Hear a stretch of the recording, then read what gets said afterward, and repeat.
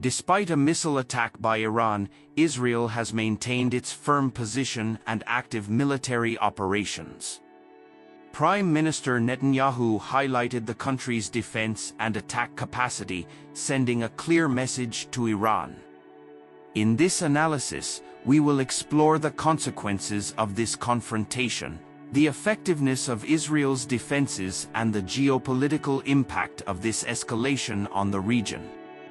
This statement was seen as a strategic warning, demonstrating not only Israel's defensive capability but also its offensive potential. Although the Iranian government presented the attack as a success, the reality was quite different. Reports revealed that the operation was a big failure. Of the approximately 180 ballistic missiles launched by Iran, most were intercepted by Israel's advanced defense systems such as the Iron Dome and the Arrow system. These systems destroyed the missiles in the air, avoiding great damage. Few missiles have been able to cross Israeli airspace and hit military installations. Even these have not caused significant damage. An example was the attack on the Nevatim air base near Beersheva, one of the most important sites for the Israeli Air Force. Despite the attack, the base continued its operations normally without any damage to its aircraft or military personnel. Satellite imagery showed only superficial damage, such as some holes in the roof of a hangar, evidencing Israel's rapid recovery and success in its defense strategy. On the Iranian side, the situation has become even more complicated. Although the government of Tehran tried to paint the attack as a great victory, the reality was different. The missiles launched by Iran failed to pass through the Israeli air defenses, being recorded as a significant defeat. In anticipation of a possible Israeli response, Iran has adopted a more cautious stance, avoiding escalating the conflict. The Iranian government and its allies have begun making statements to reduce tensions, trying to ward off the risk of a large-scale conflict in the region. This attempt, however, did not shake the position of Israel.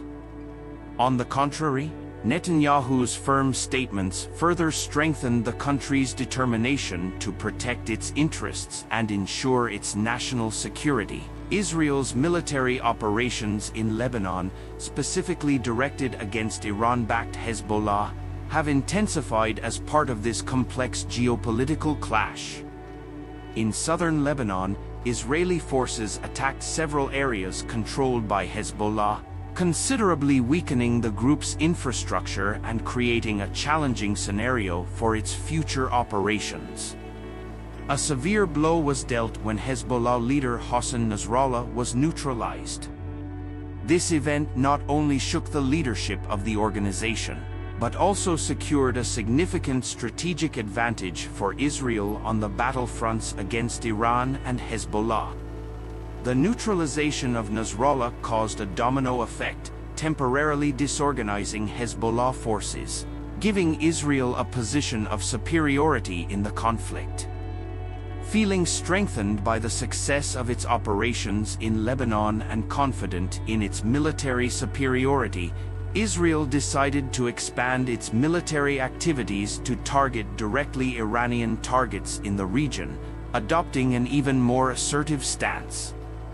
This decision marked a significant escalation in the conflict, which not only intensified tension between Israel and Iran, but also created new diplomatic challenges on the international stage. Powers like the US and Russia, which have strategic interests in the region, were directly involved in trying to mediate the conflict, or in some cases, protect their own allies. The escalation has increased the complexity of the geopolitical landscape in the Middle East, raising concerns about a possible expansion of the confrontation to other neighboring countries. Despite growing international pressure for Israel to stop its offensives and avoid a large-scale war, the Israeli government remains steadfast in its strategy of neutralizing the threats represented by Iran. Israel justified its actions as preventive measures necessary to ensure its long-term security, especially given the continued Iranian military presence in Syria. Thus, the Israel Defense Forces carried out a series of highly planned surgical attacks specifically aimed at weakening Iran's military and strategic infrastructure. These attacks were aimed not only at inflicting immediate damage, but also at destabilizing Iran's ability to provide logistical and operational support to its allies such as Hezbollah. The Israeli Air Force, widely recognized for its accuracy and use of cutting-edge technology, was a major vector in these operations. Air units conducted targeted attacks on critical Iranian-controlled facilities in Syrian territory, a country that has become a key ally for Tehran in maintaining its military presence in the region. Syria served as a strategic support point for Iranian military operations, providing supply routes and logistical bases for Hezbollah and other pro-Iranian militias. By reaching these facilities, Israel not only weakened Iran's presence in Syria but also sent a clear message to Tehran about its willingness to go beyond its traditional limits of military action if it were necessary, to ensure its national security. One of the most significant targets in this offensive was a missile production facility located near the Syrian region of Masyaf, considered a vital point for Iran's strategic operations.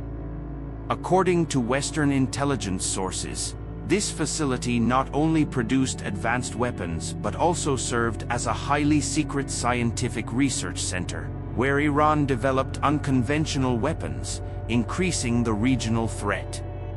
The Israeli airstrike carefully targeted the roads leading to this facility, located approximately 6 kilometers southwest of Masyaf. These routes were essential for the transport of equipment and materials necessary for missile production. In addition, a nearby Syrian army headquarters was also targeted, putting further pressure on the Iranian regime and its allies, who now face significant loss of resources and military capacity in the region. This operation revealed that Israel's aim is not only to weaken Iran's military infrastructure, but also that of Syria, demonstrating a broad and multifaceted strategy. After the airstrikes that hit strategic targets, it was quickly announced that the Israeli Special Forces came into action. These elite troops were deployed with a clear mission to eliminate high-profile targets in the region and capture strategic documents and military equipment that could provide crucial information about enemy activities. The Special Forces had logistical and air support from combat helicopters and drones, which played a vital role in neutralizing Syrian troops. This type of surgical operation, with precision and well-defined strategy, is an example of how the conflict in the Middle East continues to evolve, requiring rapid and adaptable responses from the powers involved. Before the Israeli ground forces could infiltrate the facility, the operation was executed in an extremely precise and coordinated manner, lasting about 1 hour. However, its strategic impact reverberated well beyond that period. The hit facility played a key role in joint operations between the Revolutionary Guard and its allies in the region, being a key point for Iranian logistical support to Hezbollah. In addition to being a weapons production center, the site housed advanced technologies dedicated to the development of ballistic missiles and drones, greatly increasing Iranian military power in the region. By capturing documents and equipment, Israeli forces have managed to seize information that could reveal valuable details about Iran's military operations in both Syria and Lebanon, as well as possible future plans. These documents, if properly analyzed, can offer a strategic vision on Iran's next steps, allowing Israel to anticipate new threats. At the end of the operation, Israeli forces completely destroyed the facility, crippling its vital infrastructure and inflicting a severe blow to Iranian military capabilities in the region. This attack marked a turning point in the Israeli strategy, making it clear that Israel would not only expand its operations inside Syria, but that in the future Iran itself could become a direct target of Israeli military operations. In a firm statement, Prime Minister Benjamin Netanyahu reinforced this stance by stressing that Israel will take all necessary measures to curb Iranian influence in the Middle East. It would be a big mistake for Iran and its forces to underestimate Israel's determination, Netanyahu said, reiterating that the country will continue its operations with determination and without hesitation, aiming to protect its sovereignty and security in the region, regardless of international repercussions. On the other hand, Iran chose not to respond directly to these attacks, preferring to seek international support through diplomatic negotiations. Following these events, the Houthi armed group in Yemen, directly supported by Iran, sent a clear message that it would intensify its aggressive actions in the region, creating an increasingly worrying climate of tension. The threat of direct attacks on commercial ships crossing the strategic Red Sea has generated great apprehension among nations that depend on this route for international maritime trade. The region, being one of the most important routes in the world for the transport of oil and goods, has come to face a high risk of instability due to the actions of the Houthis.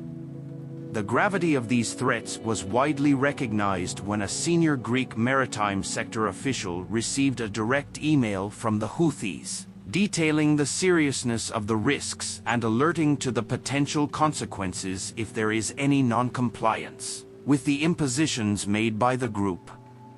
The email, which raised a major alarm in the shipping sector, explicitly mentioned that the Greek ship, which was sailing on the Red Sea, could be the target of an imminent attack by the Houthis. The ship, according to reports, has recently docked in an Israeli port, defying the ban imposed by the armed group, which tries to exercise control over the maritime region. For the Houthis, this action represented an unacceptable violation of their demands, and as a consequence they issued a threat that the Yemeni armed forces could attack the ship in any location they deemed appropriate. The threat was interpreted as a stern warning, stressing that the Houthis would not hesitate to expand their military operations beyond their territorial borders, with the clear intention of targeting any commercial or military activity that had links to Israel. This direct threat has significantly increased international concerns about the safety of commercial ships in the region. Governments and shipping companies have begun to review their routes and security policies, fearing that the Red Sea could become a new point of conflict. Moreover, the Houthis' action revealed the depth of the alliance between the group and Iran, which has been supporting its operations financially and militarily. The threat to attack commercial ships, especially those with any connection to Israel, showed the willingness of the Houthis to escalate the conflict, reinforcing the perception that the Red Sea will become a critical point in the geopolitical chess of the Middle East, with global repercussions for international trade and maritime security. Did you like this content? Don't forget to like, comment and subscribe to the channel so you don't miss any videos. Want to learn more about building a path of prosperity based on solid principles? Meet the course, Biblical Path to Prosperity. The link is in the first comment posted.